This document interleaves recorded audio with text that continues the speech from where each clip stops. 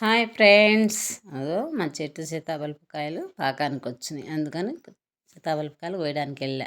మా ఆయన కూడా అప్పుడే వచ్చి సీతాఫలకాయలు కాదు దొండకాయలు కూడా ఉన్నాయని దొండకాయలు కోయడానికి ఆయన వచ్చిండు.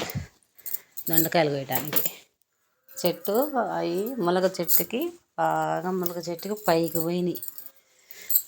పైకి పోతే అవి కొయ్యటానికి అందకపోతే ఒక దోటి తీసుకొని ఒక కొమ్మ ఒక కర్రకి ఇంకో కర్ర కట్టుకొని దొండకాయలన్నీ కోస్తా ఉన్నాడు. నేనేమో సీతాఫలం చెట్టు కాయలు ఉంటే సీతాఫలం చెట్టు కాయలు చూస్తూ ఉన్నా. అవేంటంటే ముందు కొట్టకుండానే కాస్తాయి కదా దొండకాయలు. అందుకని ఆ చెట్టు ఎప్పుడో వేసాను నేను దొండతీగ, ఇప్పుడు కదా అల్లుకొని పైకి పోయి కాస్తా ఉంది. ఇప్పుడు ఇంకా సీతాఫలాగా ఒక చెట్టు కాదు 2 చెట్లు ఉన్నాయి. ఆ చెట్టు కాయ కోసుకొని వచ్చా. మళ్ళీ ఇంక ఈ చెట్టుకి కాయలు కాస్తూ ఉంటే పాకానికి వస్తే అవి ఉడతలు పాకానికి రాగానే శుభ్రంగా తినేస్తాయి, తిని ఒలిచేస్తాయి పాకానికి వచ్చినప్పుడు. పచ్చప్పుడు తినవు కానీ అందుకని అవి కోస్తా ఉన్నా నేను.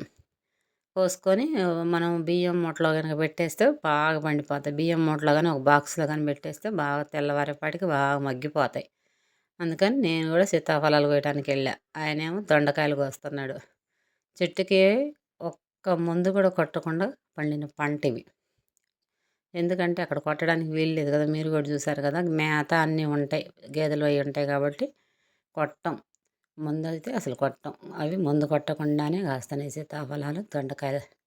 ట్రిప్పుకి 1/2 కేజీ కాయలు దొరుకుతానే ఉన్నాయి దొండకాయలు. కానీ చాలా లావు ఊరినాయి దొండకాయలు. మేమేమి కొట్టకపోయినా కానీ దొండకాయలు చూడండి అంత లావున ఉన్నాయో. దొండకాయలు బాగా పెద్దగా. దొండకాయలకి పురుగు పడిందంటే తినేస్తాయి, కానీ లేకపోతే పంట పండుద్ది దొండకాయలు. ఇంకా అదే కూర ఈరోజు. దొండకాయలు ఉల్లిగడ్డలు పచ్చిమిరకాయలు కోసుకొని దొండకాయ కూర వేయించుకుందామని. దొండకాయలు మాకు సరిపోతాయి కదా ఇద్దరికి కూర అని దొండకాయలు 2 సార్లకి దొండకాయ కూర వేయించుకుంటున్నా. ఏదైనా ఏదో ఒక చెట్టు వేసుకుంటే ఏదో కాయలు కాస్తూనే ఉంటాయి. అందుకని మనం ఇంట్లోనే అది కొంచెం ఇది కొంచెం వేసుకుంటామంటే నేను చెట్ల పాదులకి జామ చెట్టుకి దానిమ్మ చెట్టుకి నేను చెట్లకి పండ్లు పెట్టా. అవి కాస్తూనే ఉన్నాయి. బీర చెట్టు ఇప్పుడే పోతకొచ్చింది.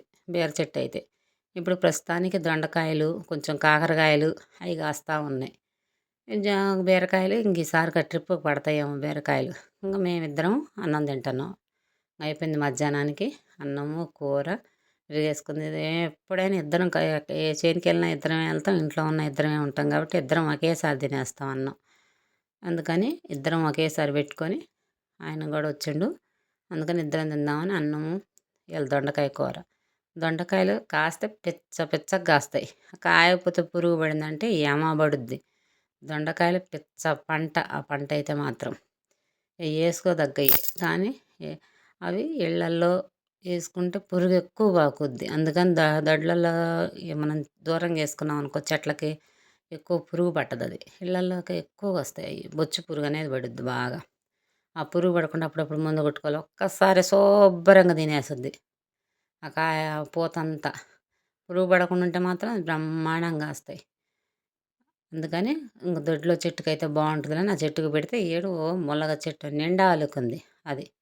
ఇప్పుడు అసలు అందను కూడా అందవు. మొన్న ఒక 1/2 కేజీ దొరికినాయి, నిన్న పోతే కూడా బాగానే ఉన్నాయి. Bye friends.